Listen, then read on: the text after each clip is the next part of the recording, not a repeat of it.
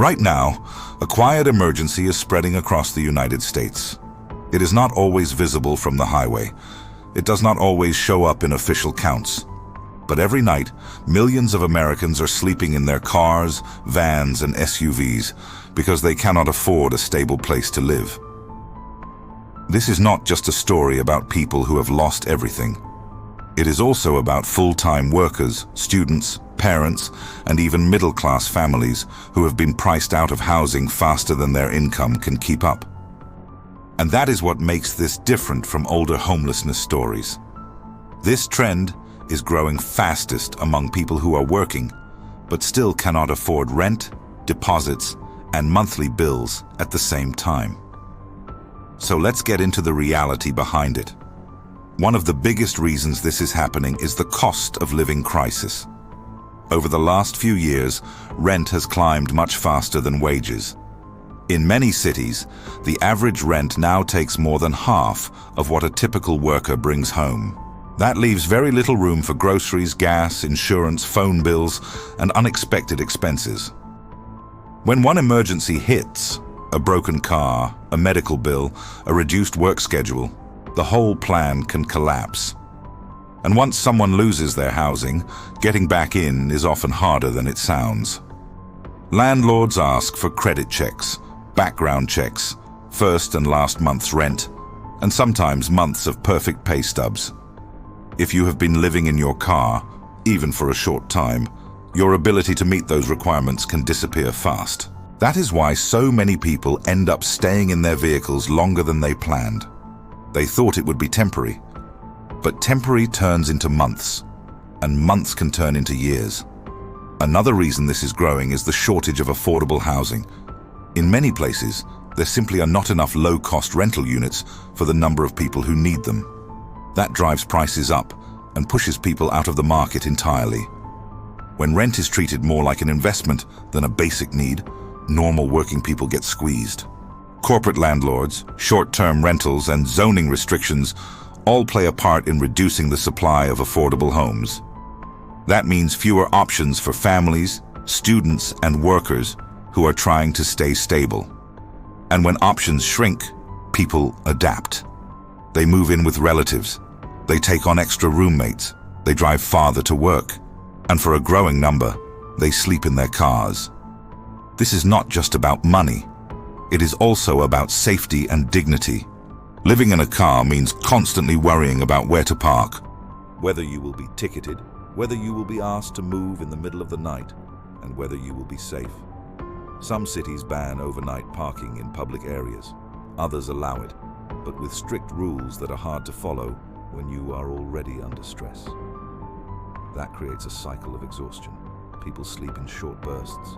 They wake up early to move their car. They look for a place to shower, to charge a phone, to store belongings, to do laundry. Normal life becomes a series of small survival tasks, and that takes a toll on health. Without regular access to a bathroom, a kitchen, or a stable place to rest, people become more vulnerable to illness. Stress builds up, sleep problems grow, mental health struggles get worse. Children in these situations face extra pressure at school, and parents carry the weight of trying to protect them while hiding how bad things really are. That is why so many people do not talk about it. They are ashamed. They are afraid of being judged. They do not want to be seen as failures. But the truth is that this is not a personal failure. It is a system failure. Work no longer guarantees stability the way it used to. A full-time job does not automatically mean you can afford a home. A college degree does not automatically mean you can afford rent. And a clean record does not automatically mean you can pass every housing requirement. That is a hard reality for people who believed that if they did everything right, they would be okay. Another part of this story is the lack of support services. Shelters are often full. Waiting lists are long. Some people do not qualify for certain programs. Others avoid shelters because they are unsafe, chaotic, or separated from their families. So the car becomes the only option that feels controllable. It is a door you can lock. It is a space you can move. It is a place where you can keep your belongings close and avoid some of the dangers of street homelessness. But vehicle living also comes with its own risks. Extreme heat, extreme cold, bad weather, and long nights sitting in a parked car can wear people down quickly. There is constant pressure to keep the car clean, to find a place to dump waste, to find water, to find food that does not require cooking. Every day becomes a calculation. How much gas can I spend? How long can I park here? Where can I go if I get kicked out? Who can I call if something goes wrong? That kind of mental load is exhausting, and it is not just adults who feel it. Children living in cars often struggle to focus at school, to keep up with homework, to explain why they cannot invite friends over. They carry a secret that shapes how they see themselves and how they see the world. That is why this crisis is so serious. It is not just about roofs and rent. It is about what happens to people when the basic promise of stability gets broken. Another factor is the way housing has changed over time. In past decades, housing costs took a smaller share of income. Now, in many places, housing is the largest expense by far. That means less room for anything else. When housing becomes the main financial pressure, everything else becomes fragile. A small raise can be wiped out by a rent increase. A new job can be cancelled out by a higher deposit. A fresh start can be blocked by a background check. That is why so many people feel trapped. They are not lazy. They are not careless. They are stuck in a system where the math no longer works for them. And that is what leads to the car. The car is not a lifestyle choice for most of these people. It is a last resort. It is the place they go when the apartment is gone, when the family option is full, when the shelter is not safe, and when the paycheck is not enough. Once someone is living in their car, the stigma grows. People assume they must have done something wrong. But in many cases, they did everything right and still got pushed out. That is why this issue deserves more honest conversation. It is easy to ignore when you do not see it, but it is happening in every major city, in many suburbs, and in towns that look quiet on the surface. The next time you see a row of cars parked overnight in a grocery store lot, or an RV sitting in a rest area for days, or a van with curtains in the windows, remember that this is not just a parking problem. It is a housing problem. It is an economic problem. It is a human problem. And the real question is not whether people should be living in their cars. The real question is why so many hard-working Americans are being forced into that position in the first place. But the story does not end there. There are deeper layers that make this crisis more complicated than most people realize. One of those layers is the way wages have changed. For many workers, pay has not kept up with the cost of living. Even when wages rise, they often do not rise fast enough to match rent, food, healthcare, and transportation costs. That means people are working just as hard or harder, but still falling behind. They are not spending more on luxuries. They are spending more to survive. When survival gets more expensive, people make harder choices. They skip meals. They delay medical care. They put off car repairs until something breaks completely. And when something breaks completely, it can cost far more than if it had been fixed early. That cycle is brutal. It punishes people for being poor, even when they are working full-time. Another layer is the way credit and debt work in this system. Many people who end up living in their cars are not starting from zero. They are starting from negative. They have old debts, medical bills, student loans, or past evictions that follow them everywhere they go. Those records can block them from getting approved for apartments, even if they currently have a steady income. That means the past keeps controlling their future, no matter how much they try to move forward. And when the door to housing is closed, the car becomes the default. There is also the issue of geography. Jobs are not always where affordable housing is. In some areas, the only places with work are the same places with the highest rents. In other areas, affordable housing exists, but there are no jobs nearby, or the commute is too long and too expensive. That forces people into impossible choices. Live close to work and pay too much. Live far away and spend too much on gas and time. Or live in the car and try to survive both. None of these choices are good. They are just different versions of strain. Another part of this story is the mental and emotional impact. Living in a car is lonely. It is isolating. It makes people feel like they do not belong anywhere.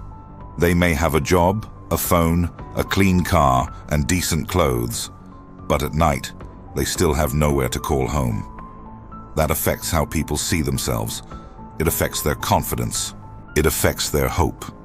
It affects their ability to plan for the future when the present feels so unstable. And when you add children into that picture, the emotional weight becomes even heavier. Parents try to protect their kids from the truth. They tell them they are on an adventure. They tell them this is temporary. But children feel the tension. They feel the stress. They feel the uncertainty. And they carry that with them into school, into friendships, into their own sense of safety. That is why this is not just an economic issue. It is a human development issue. It shapes how the next generation sees stability, trust, and opportunity. Another factor is the way society responds to this crisis. Some cities try to help. They create safe parking programs, allow overnight parking in certain areas, or provide resources for people living in vehicles. But those programs are often limited, underfunded, or temporary. Other cities take a harder approach. They ticket, tow, or ban overnight parking. They make it illegal to sleep in a car in certain zones. They treat the symptom instead of the cause. That does not solve the problem. It just moves it around. When people are pushed out of one area, they go to another. When they lose a parking spot, they find a new one. When they get a fine they cannot pay, it becomes another barrier to getting back into housing. That cycle makes everything worse. Another layer is the way this crisis is invisible to many people. Most Americans do not see it because the people living in cars often try to stay hidden. They park in quiet areas. They keep their windows covered. They do not draw attention to themselves. They do not want to be noticed. They do not want to be judged. They do not want to be told to move. So from the outside, everything looks normal. The streets look fine. The neighborhoods look stable. The economy looks okay. But underneath, there is a growing number of people who are one step away from total collapse. That is why awareness matters. This is not a fringe issue. It is not a small problem. It is a sign that something in the system is broken. When full-time workers cannot afford housing, that is not just their problem. That is everyone's problem. When students have to choose between rent and textbooks, that is not just their problem. That is a sign that the path to a better life is getting narrower. When parents have to hide their situation from their children, that is not just their problem. That is a sign that the safety net is not strong enough. And when millions of people are sleeping in cars every night, that is not just a statistic. That is a warning. Because if this can happen to them, it can happen to more people. The line between stable housing and vehicle living is thinner than most people think. One job loss, one medical emergency, one rent increase, one broken relationship. That is all it takes. And once someone is on the outside, it is very hard to get back in. That is why this issue deserves more attention, more honesty, and more pressure for real change. It is not enough to say people should work harder. Many of them already are. It is not enough to say they should save more. Many of them have nothing left to save. It is not enough to say they should move somewhere cheaper. Many of them cannot afford to move at all. What is needed is a deeper look at why housing has become so expensive, why wages have not kept up, and why the system allows this level of instability to exist in the first place. Because as long as those conditions remain, more people will end up in cars. And the next time you drive past a parked van at night, or see an RV in a rest area, or notice a car with someone sleeping inside, remember that this is not just a random scene. This is a symptom of a larger crisis. This is what happens when the cost of living outpaces the ability to live.